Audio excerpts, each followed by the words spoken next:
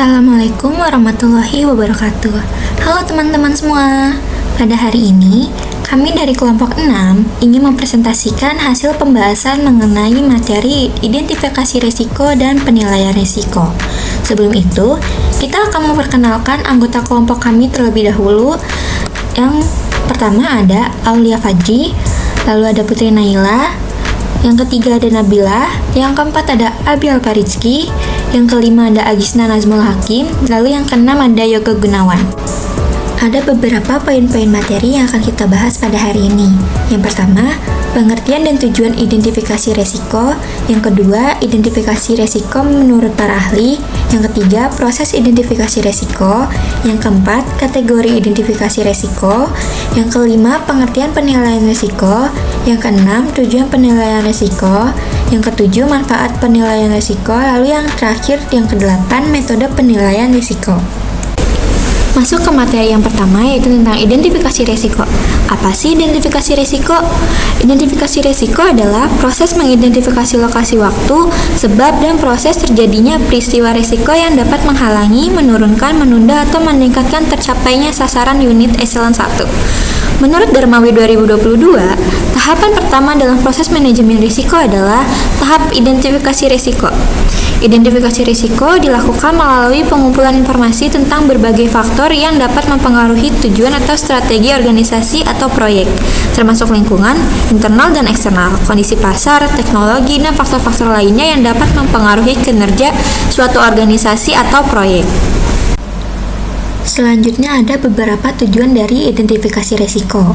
Yang pertama ada mengembangkan daftar komprehensif dan menyeluruh tentang sumber risiko serta kejadian yang mempunyai pengaruh terhadap pencapaian sasaran UPR. Lalu yang kedua, melakukan formalisasi dan kategorisasi risiko dengan komponen apa yang mungkin terjadi atau event identification, penyebab terjadinya risiko, waktu terjadinya, dan dampak negatif dari risiko tersebut. Lalu yang ketiga, melakukan penggolongan atau kategorisasi risiko menurut penyebabnya ke dalam jenis risiko sesuai dengan kategori risiko yang tertuang dalam PMK 191 tahun 2008. Selanjutnya, menurut PMBOK, Project Management Body of Knowledge, identifikasi risiko adalah proses untuk mengembangkan pemahaman tentang risiko yang dapat mempengaruhi proyek dan memperoleh konsensus tentang prioritas mereka. Dalam PMBOK, proses identifikasi risiko merupakan salah satu dari 5 proses dalam manajemen risiko proyek, yaitu yang pertama, plan risk management atau merencanakan manajemen risiko. 2. Identify risk, mengidentifikasi risiko. 3. Perform qualitative risk analysis, melakukan analisis risiko kualitatif. 4. Perform quantitative risk analysis, melakukan analisis risiko kuantitatif. 5. Plan risk responses, merencanakan respon risiko.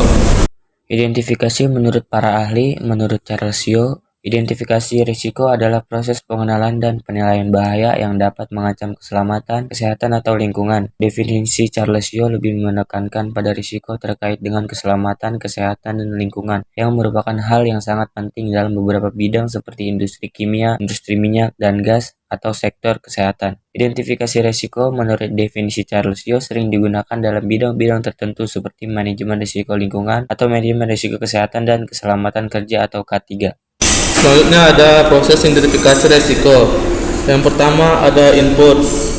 Input itu ada tiga. Yang pertama ada faktor lingkungan perusahaan, penerbit informasi, database komersial, akademik penelitian, brand making, dan studi lainnya yang dipublikasikan yang tersedia. Selanjutnya ada aset proses organisasi, informasi historis dari proyek-proyek sebelumnya. File proyek organisasi yang terlibat dalam proyek dapat memelihara catatan hasil proyek sebelumnya yang dapat digunakan untuk mengidentifikasi risiko.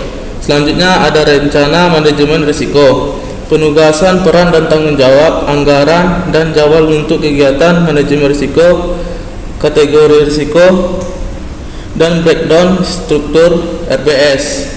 Dalam PMK 19.1 tahun 2008, input dapat berupa yang pertama ada belanja scorecard, yang kedua ada past event data, yang ketiga ada laporan kegiatan, yang keempat ada SOP, Yang kelima ada kuesioner. Yang keenam ada hasil wawancara identifikasi risiko. Yang ketujuh ada piagam manajemen risiko. Yang kedua ada metode dan teknik. Yang pertama itu ada documentation review, melakukan kajian struktur terhadap rencana proyek asumsi dimulai dengan file proyek sebelumnya. Lalu ada teknik pengumpulan informasi. Beberapa metode pengumpulan informasi dapat digunakan dalam identifikasi resiko. Menurut Darmawi 2008, proses identifikasi harus dilakukan secara cermat dan komparatif sehingga tidak ada resiko yang terlewatkan atau tidak teridentifikasi. Dalam pelaksanaannya, identifikasi resiko dapat dilakukan dengan beberapa teknik.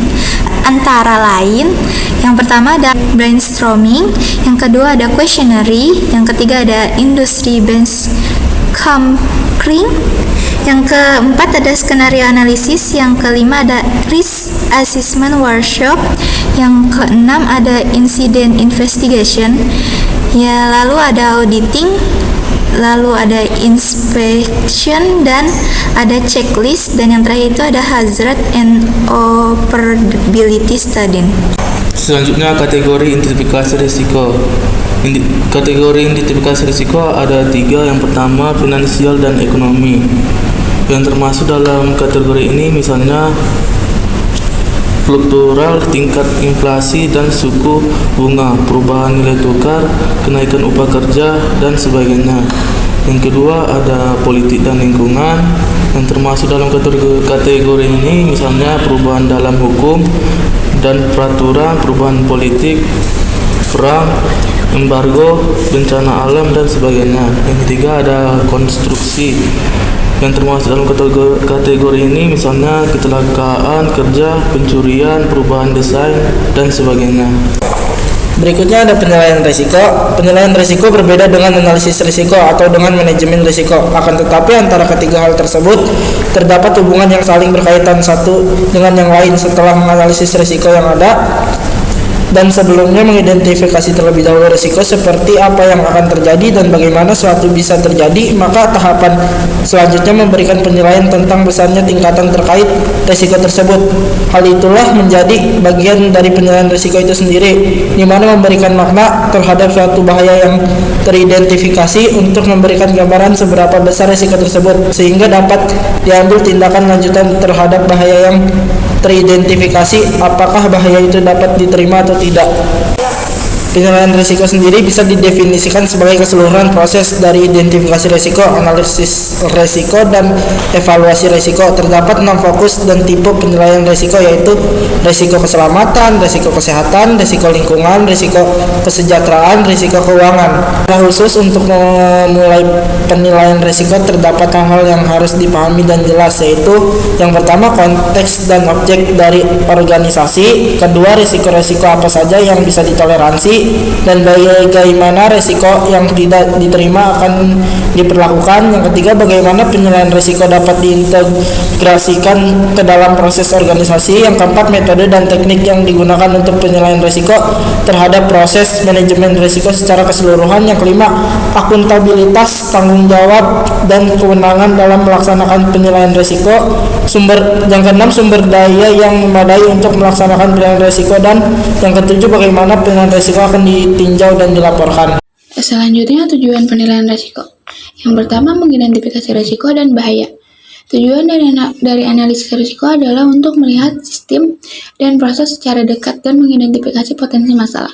Identifikasi risiko dan bahaya ini merupakan langkah-langkah pertama untuk menuju penerapan tindakan pengendalian. Lalu, penilaian risiko. Anda dapat menilai siapa yang berisiko dan bagaimana mereka menghadapi risiko dalam suatu proses. Yang kedua, perencanaan darurat. Evaluasi risiko melihat kemungkinan terjadinya keadaan darurat dan kemudian memungkinkan perencanaan rute, titik pertemuan, dan metode komunikasi. Karena analisis risiko, seseorang dapat mempekerjakan personal yang bertanggung jawab untuk melaksanakan prosedur dan mengukur keberhasilan evaluasi atau rencana darurat.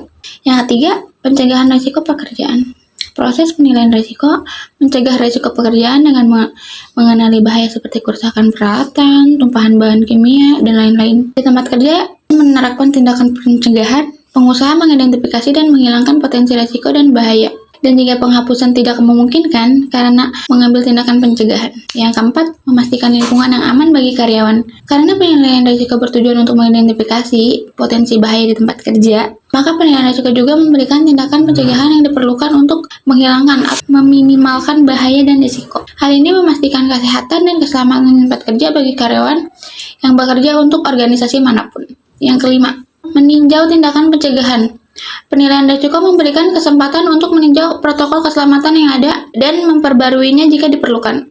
Mungkin ada perubahan di lingkungan kotor seperti perekrutan karyawan baru dan kedatangan peralatan baru yang memerlukan tindakan keselamatan dan pelatihan tambahan. Semua ini terjadi jika ada meninjau evaluasi risiko. Selanjutnya ada manfaat penelitian. Yang pertama itu kesadaran yang lebih besar akan risiko di tempat kerja. Yang pertama dan terpenting, penilaian risiko akan memberikan kejelasan mengenai bagaimana bahaya dan risiko yang telah diidentifikasi dan dinamikan atau dihilangkan.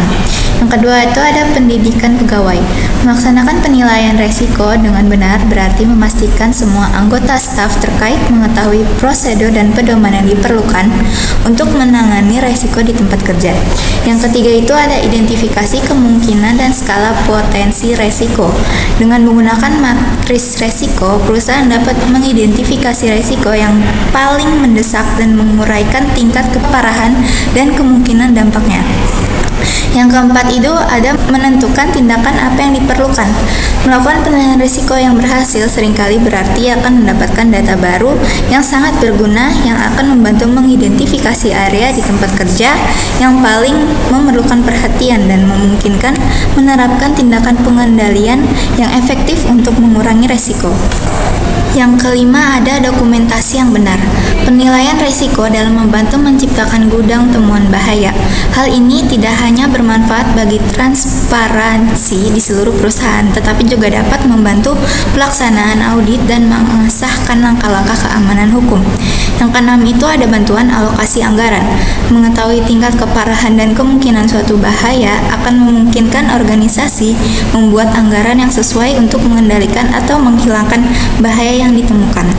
Dan yang terakhir, mengurangi insiden di tempat kerja. Jumlah insiden yang lebih rendah menunjukkan integritas dan dedikasi organisasi dalam merawat karyawannya, sehingga bermanfaat bagi dukungan pelanggan. Selanjutnya ada metode penilaian risiko.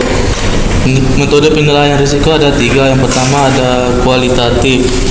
Melakukan pengukuran dampak relatif atas suatu kejadian dan cenderung lebih fokus pada aspek-aspek strategis dan politis dalam menghindari atau mengurangi dampak negatif atas suatu risiko. Yang kedua ada kuantitatif. Penilaian risiko dengan membandingkan rentang antara hasil nyata dengan dampak risiko yang mungkin timbul melalui pengujian data historis, tren, dan laporan hasil kinerja yang lebih terukur. Yang ketiga ada gabungan, kombinasi antara dampak nyata dengan seluruh risiko yang dibandingkan dengan cakupan kegiatan, biaya, dan jadwal pelaksanaan. Penilaian risiko yang komprehensif merupakan kombinasi antara metode penilaian kualitatif dan kuantitatif. Kesimpulan dari materi ini, identifikasi risiko dan penilaian risiko adalah bahwa proses manajemen risiko harus dilakukan secara sistematis dan terstruktur untuk mengidentifikasi dan mengendalikan risiko yang dapat terjadi dalam suatu organisasi. Identifikasi risiko dan penilaian risiko telah dilakukan untuk mengidentifikasi potensi bahaya dan risiko yang dapat terjadi, serta untuk mengendalikan risiko yang telah diketahui. Proses tersebut penting untuk mengidentifikasi potensi ancaman dan mengevaluasi dampaknya terhadap suatu proyek, organisasi, atau aktivitas. Dengan mengidentifikasi dan menilai risiko secara efektif, dapat dilakukan langkah-langkah mitigasi yang tepat untuk mengurangi kemungkinan terjadinya kerugian atau dampak negatif yang signifikan. Baik, itu tadi adalah penjelasan mengenai materi identifikasi risiko dan penilaian risiko.